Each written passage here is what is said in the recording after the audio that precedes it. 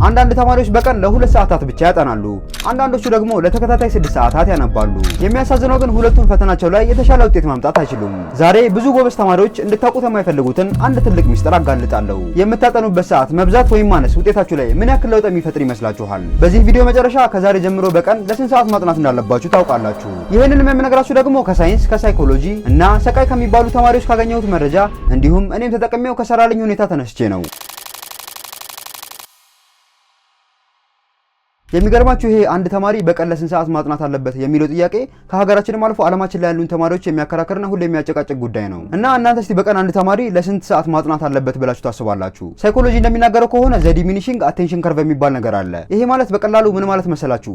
አይምሯችን ልክ የሆነ ነገር ማንበብ ከጀመረበት ሰዓት ጀምሮ ከተወሰነ ጊዜ በኋላ ኢንፎርሜሽኖችን ወደ ውስጥ ማስገባት ያቆማል። ማለትም ለምሳሌ የሆነን ቶፒክ አጥነታችሁ ልክ ከሆነ ሰዓት በኋላ ምንም እንኳን ያን ነገር በደንብ ለመረዳት ብትሞክሩም በቃ መረዳት የማትችሉበት ደረጃ ትደርሳላችሁ ማለት ነው። እና በጣም ብዙ ተማሪዎች ችግርም ይሄ ነው። ማለትም ረጅም ሰዓት ካጠናው ብዙ ነገሮችን ከበር ማድረግ ይችላልው፣ ብዙ ነገሮችን መያዝ ይችላልው ምናምን ብለው ያስባሉ።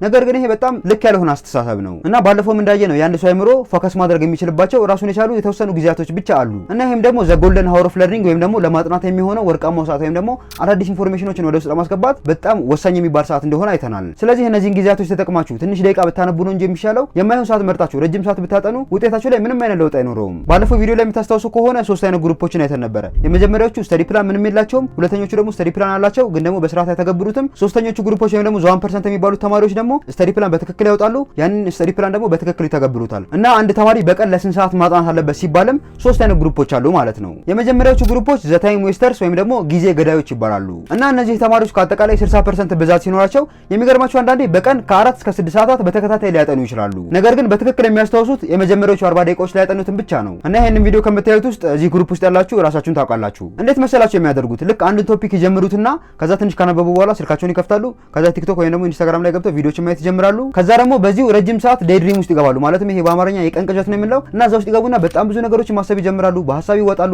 የባጤ ቆጡን ያስባሉ። ብቻ ረጅም ሰዓት በሐሳብ ይወጣሉ። ከዛ ደግሞ መልሰው ማጥናት ይጀምራሉ። እና በዚህም ሁኔታ ውስጥ ደግሞ ሆነው እነሱ የሚመስላቸው ረጅም ሰዓት ያጠኑ፣ በደንብ ፕሮዳክቲቭ የሆኑ ብቻ ብዙ ነገሮችን ከቨር ያደረጉ ነው የሚመስላቸው። ነገር ግን ሳይኮሎጂ ይሄንን ፓሲቭ ለርኒንግ ኢሉዥን ይለዋል። በቃ እኔ እኮ ቀኑ ሙሉ አጠናለሁ ግን ከዛ ያጠናሁትን ነገር በቃ በሙሉ ረሳዋለሁ የምትሉ አይነት ተማሪዎች ከሆናችሁ እዚህ ግሩፖች ውስጥ ናቸው ማለት ነው። ቀጣዮቹ ወይም ደግሞ ሁለተኞቹ ግሩፖች ደግሞ ዘ ኦቨር ስተዲየርስ ወይም ደግሞ ከአቅማቸው በላይ አንባቢዎች ይባላሉ። እና እነዚህ ተማሪዎች 30% ብዛት ነው ያላቸው። የሚገርማችሁ እነዚህ ተማሪዎች አንዳንዴ በቀን ከ5 እስከ 8 ሰዓታት ሊያጠኑ ይችላሉ። እና በቃ በደንብ ሞቲቬት ሆነው በተከታታይ ለረጅም ሰዓት ማጥናት ይችላሉ።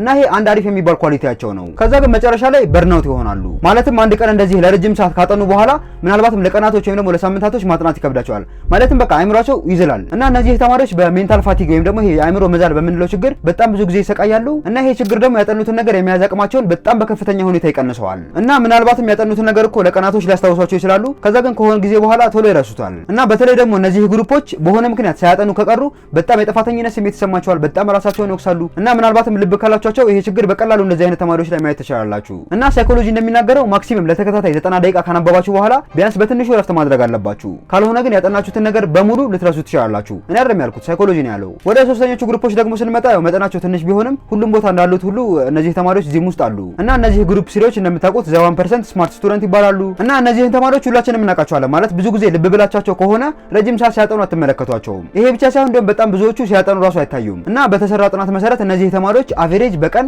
ከ2 እስከ 3 ሰዓት ነው የሚያጠኑት። ግን በእነዚህ ሰዓታቶች ውስጥ እንዴት ማጥናት እንዳለባቸው ያውቃሉ፣ እንዴት ፕሮዳክቲቭ መሆን እንዳለባቸው ያውቃሉ ማለት ነው። እና እነዚህ ተማሪዎች ሲያጠኑ በዋናነት 5 ነገሮችን ይጠቀማሉ።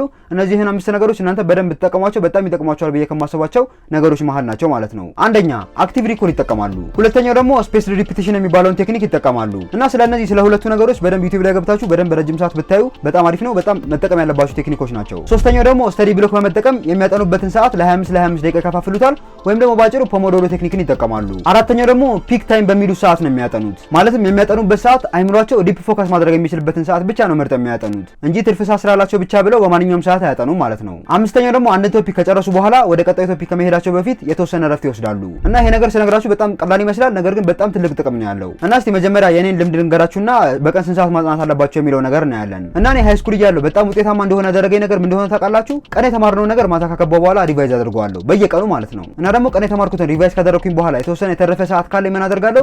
ሾርት ኖቶችን አዘጋጃለሁ። ከዛ ሌሊት እነሳና ከ2 እስከ 3 ሰዓት ልዩነት አጠናለሁ ማለት ነው። ይሄ ማለት ምን ማለት ነው? ለምሳሌ ከሌሊቱ 10 ሰዓት ከተነሳው እስከ 12 ሰዓት ወይም ደግሞ እስከ 12 ተኩል አንዳንዴም እስከ 1 ሰዓት የማጠናበት ጊዜ ነበረ እና ግን ልክ በዚህ ሁኔታ ላይ ያለው ማትሪክ መቃረብ ጀመረ እና በዚህ ሰዓት ምን ማድረግ ነበረብኝ? ግዴታ የማጠናበትን ሰዓት መጨመር ነበረብኝ ማለት ነው። ማለትም አንዳንድ ጊዜ ለ6 ሰዓትና ከዛም በላይ ማጠናበት ጊዜ ነበረ እና ግን ይሄንን አደርግ የነበረን ቤዝ በጣም ጥሩ ስላልነበረ ነው። ማለትም 9ኛ እና 10ኛ ክፍል ላይ በደንብ ሰርች አልነበረም። ስለዚህ ግዴታ እሱን ለማካካስ እንደዚህ ማድረግ ነበረብኝ ማለት ነው። ስለዚህ እናንተ አሪፍ ቤዝ ካላችሁ እንደኔ ለረጅም ሰዓት ማጥናት ላይ ተጠበቅባችሁ ይችላል እና ስናጠቃልለው እናንተ በቀን ለስንት ሰዓት ነው ማጥናት ያለባችሁ? በቀን ማጥናት ያለባችሁ ሰዓት በዋናነት በእነዚህ በሶስት ነገሮች ይወሰናል። አንደኛ ባላችሁበት የትምህርት ደረጃ ማለትም ስንተኛ ክፍል ናችሁ፣ ሃይ ስኩል ናችሁ፣ ኤሌመንተሪ ናችሁ፣ ፍሬሽማን ናችሁ፣ ዩኒቨርሲቲ ናችሁ በሚለው ነገር ይወሰናል። ሁለተኛ ምን ያክል ቤዝ አላችሁ ወይም ደግሞ ከዚህ በፊት የነበራችሁ የትምህርት ውጤት ምን ይመስላል በሚለው ነገር። ሶስተኛና የመጨረሻው ደግሞ የትኛው ሰዓት ነው የጥናት ኢነርጂ ፔሪዮዳችሁ ወይም ደግሞ የትኛው ሰዓት ላይ ነው በደንብ ፎከስ ማድረግ የምትችሉት በሚለው ነገር በዋናነት በእነዚህ በሶስት ነገሮች ይወሰናል ማለት ነው። ስለዚህ እነዚህን ሶስት ነገሮች ከግምት ውስጥ አስገብታችሁ በቀን ማጥናት ያለባችሁን ሰዓት ማወቅ ትችላላችሁ። ይሄ እንዳለ ሆኖ ግን የሚመከረው በቀን ከ2 እስከ 3 ሰዓት ብታጠኑ ነው። ይሄ ማለት ግን በእነዚህ ሰዓታቶች ውስጥ ግዴታ በደንብ ፎከስ አድርጋችሁ ዲስትራክሽኖችን አስወግዳችሁ ነው ማጥናት ያለባችሁ።